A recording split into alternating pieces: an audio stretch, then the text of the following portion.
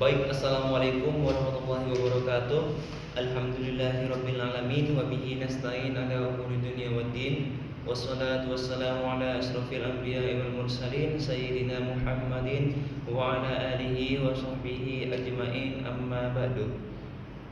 Sebelumnya perkenalkan, nama saya Vicky Prasetya Kusnandar, absen 4 seperti itu. Nah, yang terhormat dosen pengampu mata kuliah Edukotorism Bapak Badrus Soleh MPD, dan yang kami hormati teman-teman sekalian. Pada kesempatan kali ini saya membahas terkait dengan beberapa subbab lah seperti itu terkait dengan Edukotorism. Nah, terdapat 5 subbab di sini. Yang pertama, perencanaan dan pengembangan program Edukotorism di sekolah. Yang kedua, integrasi Edukotorism di kurikulum sekolah. Yang ketiga itu adalah pengelolaan sumber daya dan fasilitas sekolah untuk Edukotorism. Yang keempat, pelaksanaan program dan inovasi dalam Edukotorism. Yang kelima itu adalah evaluasi dan mentoring program Edukotorism. Kita mulai pada subbab yang pertama terlebih dahulu ya. Nah, pada subbab yang pertama ini adalah tahap perencanaan dan pengembangan. Sesuai dengan kaidah ilmu manajemen POAC, planning, organizing, actuating, dan controlling, kita itu harus merencanakan terlebih dahulu dari program Edukotorism ini. Edukotorism di mana? Edukotorism di dalam sekolah itu. Nah, terdapat beberapa tahap yang ada di dalamnya. Yang pertama itu adalah kita harus mengidentifikasi potensi lingkungan dan sumber daya yang tersedia di sekitar sekolah. Langkah ini melibatkan analisis yang mendalam tentang lingkungan sekitar sekolah, mencakup aspek geografis, flora, fauna, serta kondisi fisik. Nah, misalnya sekolah yang terletak di daerah pedesaan mungkin memiliki akses langsung ke hutan, sawah, atau sungai dan menjadi laboratorium alam untuk mempelajari ekosistem secara langsung. Nah, bisa diartikan pada tahap yang pertama ini kita itu harus mengetahui apa sumber daya yang ada atau potensi yang ada di lingkungan sekitar sekolah itu. Jika lingkungan sekitar sekolah itu lebih ke pedesaan, maka Edukotorism yang cocok itu adalah terkait dengan hutan, terkait dengan sawah.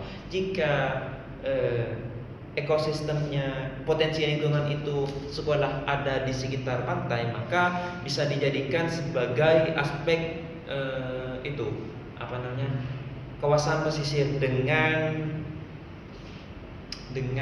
pariwisatanya seperti pantai lah, seperti itu. Nah, terus langkah selanjutnya yang kedua adalah pemanfaatan sumber daya, adalah optimalisasi fasilitas yang sudah ada di sekolah seperti lahan hijau, kolam, atau kebun sekolah.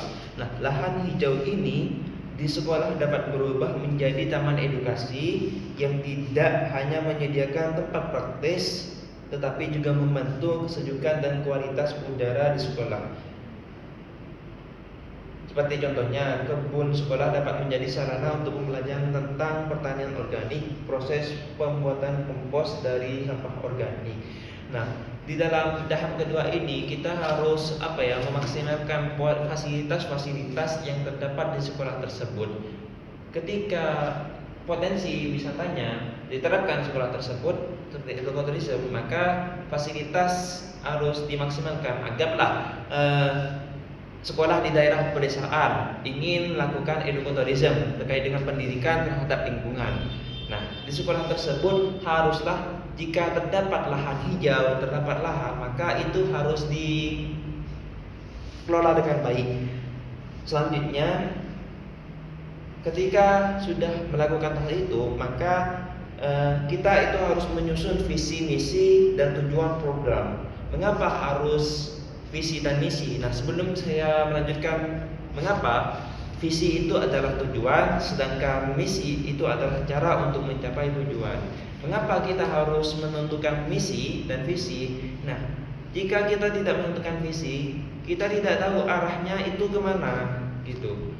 Jadi visi dan misi ini sebaiknya mencerminkan komitmen sekolah dalam mendidik siswa agar menjadi individu. Nah, dalam penyusunan tujuan program edukotourism, sekolah perlu merumuskan sasaran utama yang ingin dicapai. Sasaran ini dapat meliputi peningkatan kesadaran siswa terhadap pentingnya pelestarian lingkungan. Anggap dia in Madura mengadakan suatu edukotourism pendidikan terkait dengan lingkungan. Nah, tujuannya itu apa? Tujuannya adalah melestarikan lingkungan agar supaya lestari lah gitu. Nah, lanjut ke subbab yang kedua, itu integrasi edukotourism dalam kurikulum sekolah. Bisa diartikan pada bab ini pendidikan terkait dengan edukotourism itu dimasukkan di dalam kurikulum sekolah. Nah, integrasi edukotourism ke dalam kurikulum sekolah memerlukan langkah awal berupa perancangan mata pelajaran yang memasukkan muatan ekowisata. Salah satu cara untuk melakukan ini adalah dengan menetapkan kompetensi yang relevan dengan edukotourism dalam kurikulum yang ada. Ya, bisa dibilanglah edukotourism itu dimasukkan ke muatan-muatan yang terdapat pada mata pelajaran di sekolah tersebut, kurikulum sekolah tersebut. Nah, untuk meningkatkan relevansi pembelajaran, sekolah dapat mengembangkan contoh-contoh proyek atau kegiatan berbasis lingkungan yang melibatkan edukotourism. Nah, seperti contohnya nih, proyek pengamatan flora dan fauna di sekitar sekolah atau kunjungan lapangan area konservasi dapat dijadikan sebagai tugas praktikum gitu.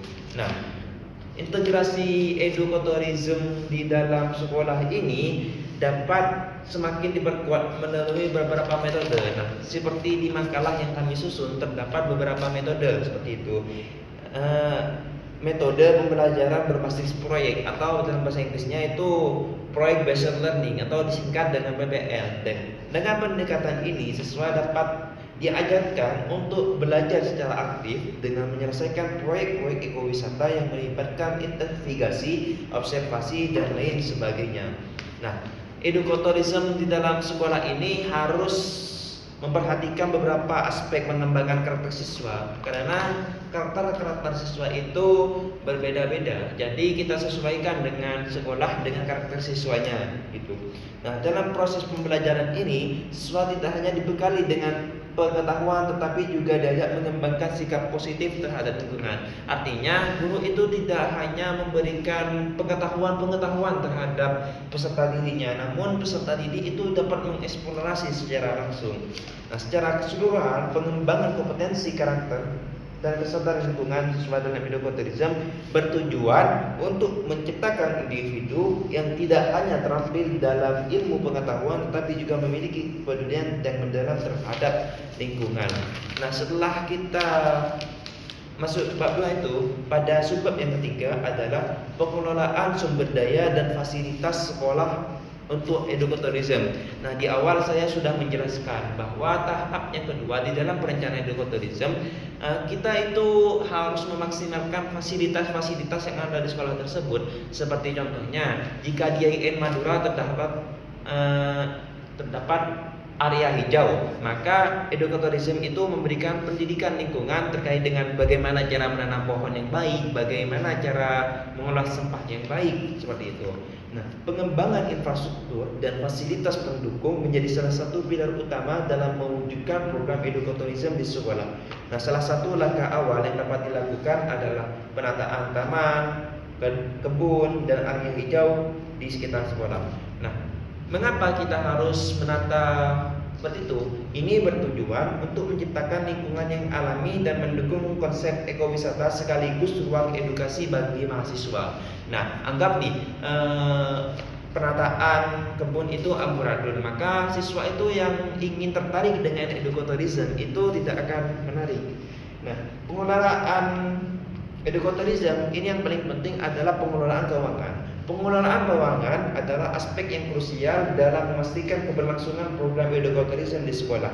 Perencanaan anggaran ini harus matang dan identifikasi sumber pendanaan yang jelas adalah langkah awal yang harus dilakukan. Nah, selain memperoleh dana, pengelolaan yang efektif juga harus memperhatikan alokasi dana sesuai dengan tepat guna. Artinya seperti ini teman-teman. Edukotourism itu dapat berjalan dengan uang. Uang didapatkan dengan anggaran, dan anggaran itu harus terdapat alokasinya, alokasi kemana saja, alokasi si A, alokasi ke B, alokasi ke C, seperti itu. Nah, di era digital, teknologi memiliki peran signifikan dalam mendukung pelaksanaan program edukatorisme di sekolah, seperti itu. Nah, pengelolaan sumber daya dan fasilitas sekolah ini harus terpadu dan efisien. Terpadu itu saling berintegrasi dengan sesama, dan efisien itu harus hemat lah, itu. Yang penting dalam mendukung kesuksesan program edukatorisme dengan adanya infrastruktur yang mendukung, pengelolaan keuangan yang baik, serta pemanfaatan teknologi yang sesuai dapat menciptakan lingkungan yang belajar yang tidak hanya mendidik tapi yang berkelanjutan, seperti itu. Maksud saya, ketika tiga aspek ini sudah berjalan, maka pelaksanaan edukatorisme itu dapat bukan hanya mengedukasi tapi dapat berlanjut secara kontinu lah, seperti itu. Ya, ini yang paling penting pada subbab yang keempat. Subbab yang keempat ini adalah pelaksanaan program dan inovasi dalam edukatorisme. Nah, setelah kita merencanakan, setelah kita memaksimalkan fasilitas, maka kita itu harus melaksanakan program edukatorisme. Bukan hanya melaksanakan, akan tetapi kita harus memberikan inovasi. Mengapa kita harus memberikan inovasi? Karena jika tidak ada inovasi, maka program dari edukatorisme itu tidak akan menarik. Jadi itu harus perlu. Nah, pengembangan kegiatan edukatorisme secara berkala menjadi komponen penting dalam menjalankan program edukatorisme di sekolah. Nah, kegiatan lain yang mendukung pelaksanaan edukatorisme ini adalah pemberdayaan siswa dalam kegiatan lapangan seperti penanaman pohon, pengelolaan kebun sekolah, serta kegiatan lingkungan lainnya. Nah, kegiatan lapangan ini dapat membantu siswa merasakan keterlibatan langsung dalam menciptakan lingkungan sehat, berkelanjutan, serta membangun kesadaran akan peran mereka dalam menjaga alam, seperti itu. Ya, bisa dibilang pelaksanaan edukatorisme ini, ketika edukatorisme itu sudah dilaksanakan di sekolah, programnya ini ada nih. Lalu siswa itu diarahkan untuk bukan hanya dididik memberikan pengetahuan saja, akan tapi siswa itu diberikan kerja nyata, gitu. Lanjut.